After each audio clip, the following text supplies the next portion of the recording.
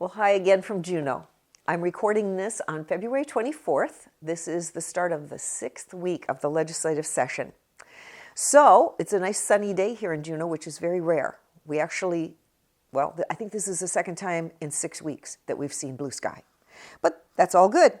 So last Saturday, which was the 22nd, the Anchorage caucus was held in Anchorage. So that was really great. 46 people testified to us at that meeting. And so I just want to kind of give you highlights. 4 people talked about the firefighters returning to a defined benefit program. 5 people testified about some concerns about hairdressers and the regulations surrounding them getting too loosened. 6 people wanted to see forward funding for education. 6 people testified saying that they would like to pay some taxes for state services. 4 people said they wanted to see a decrease in state spending. So that's just kind of some of the highlights. But 46 people in the 2-hour time period that we were there. Speaking of asking questions and asking for feedback, the poll results are compiled and ready to go. They will be linked here in this newsletter so you can take a look at them. They are compiled from the responses from District 27 and 28, which is the House districts that make up my Senate district. So take a look at those and feel free to give me feedback on that. So I wanted to just share a little bit about what happened last week, things that were going on here in case you are interested. Some Alaska Hire discussions are continuing to go on in Senate Labor and Commerce Committee. The Finance Committee had a report on labor contracts that the state has entered into with state employees. Also Medicaid enrollment and those numbers, not only the number of people enrolled in Medicaid, but what the costs are. There was also a budget overview of the supplemental budget, and they talked with ADA, the Alaska Industrial Development and Export Authority.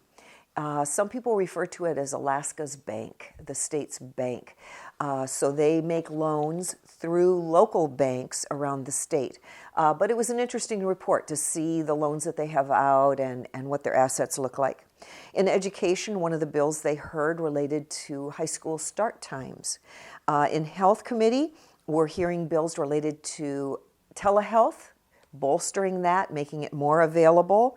Also an update on Medicaid and the items, the services in Medicaid. The electric transmission for the Rail Belt Committee continues to work, and actually today, Monday, February 24th, the bill that would begin an electric reliability organization passed out of that special committee onto Senate Finance, so it will have more hearings there. On the idea of taxes, Senate Bill 115 is a bill that would increase the tax on motor vehicle fuels.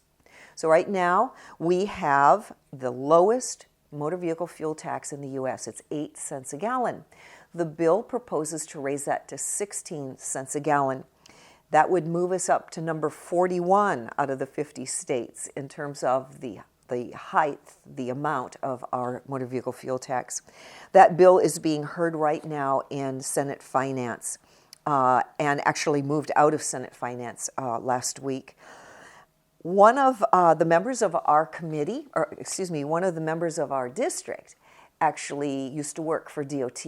And he writes in that 8 cents a gallon motor vehicle fuel tax was instituted in 1971, and it hasn't been changed since then. If you allow for inflation, we really should be raising it to 56 cents a gallon. The proposal is to raise it to 16. But inflation, it would be 56 cents a gallon. That's certainly a valid point, right? Taking into account inflation. At the same time, if we were to raise it to 56 cents a gallon, we would be the 3rd highest in the U.S., behind California, which is number 1, and Pennsylvania, which is number 2. So that's a pretty big jump. Another revenue bill that's being heard, tax bill, is to reinstitute the school, what was called the school head tax. So again, in our early statehood days, we had a head tax for education. $10 off the first paycheck went into the education fund. That was eliminated when oil came online, because now oil would pay for these things. It's being proposed to reinstitute it. Used to be $10. We eliminated it about 1980. The proposal now is to reinstitute it at $30, first paycheck. It will be heard this coming week in Finance Committee on Friday. Another topic that was discussed was cost inflation for health care here in Alaska. And a health economist presented to the Finance Committee. He pointed out that Alaska's medical costs have inflated significantly since 2010.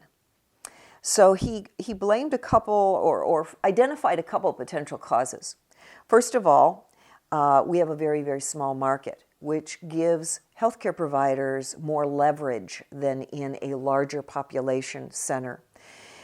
He also pointed out that Alaska has an 80th percentile rule. This is a rule that defines the minimum that insurance has to pay for your health care if you're outside of your insurance network. That rule was instituted in 2004. So it's interesting to see that by 2006, our healthcare costs had begun to go up, and after 2010 had really escalated. And I know a lot of you know what I'm talking about because you pay those very high costs.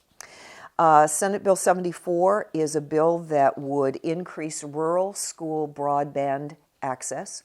Right now, our rural schools have very minimal broadband at 10 megabytes per second. This would raise it, I believe, to 20 megabytes per second. The Senate Finance is continuing to hear the reading bill. That's Senate Bill 6. Some of you are giving me input on that. So that's good. I appreciate that. And then we have an alcohol law rewrite that actually is ready to go to the floor. Probably will be voted on the floor this coming week. It makes a lot of technical changes in our alcohol laws, but it also allows license holders like large resorts, bowling alleys, and golf courses to sponsor different kinds of events that would involve alcohol. That bill has been working its way through for quite some time.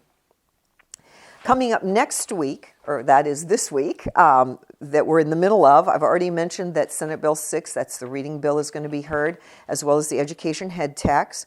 We are also in resources going to have an overview of the business transaction that is proposed between British Petroleum, or BP, and Hilcorp. This is where Hilcorp would purchase the assets of BP as BP leaves the state of Alaska. So that's occurring on Wednesday evening. In education, they're hearing a bill that would provide for the establishment of public school and tribal compacts, providing education in rural areas through tribal organizations. And then in labor and commerce, they're continuing to hear issues related to the Alaska Hire subject.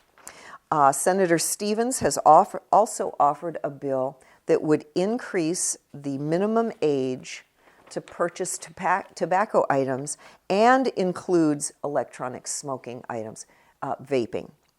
And then in state affairs, we have a resolution, a constitutional amendment resolution actually, that would change the veto override requirement for the legislature. Right now, the Alaska legislature has to achieve 3/4 of its members voting to override a governor's veto of a budget item. 3/4 of the members. So that would be 45 members. It's a very high bar to reach. So the proposal is to reduce that to 2/3. 2/3 is what most states have. Actually, a few of them even have 50% plus one. So it would make it much easier for the legislature to override some vetoes. And there's also a resolution, a joint resolution commemorating the fact that this is the 100th year anniversary for women's suffrage, women's right to vote. So that's pretty exciting. There's a lot of finance subcommittees also meeting this week, looking at the budget here on the Senate side. So thanks very much for listening.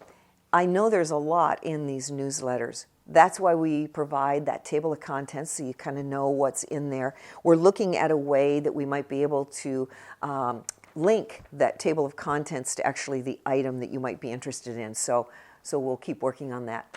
In any case, thanks so much for watching. We always try to improve these newsletters, so give us feedback. Thanks so much.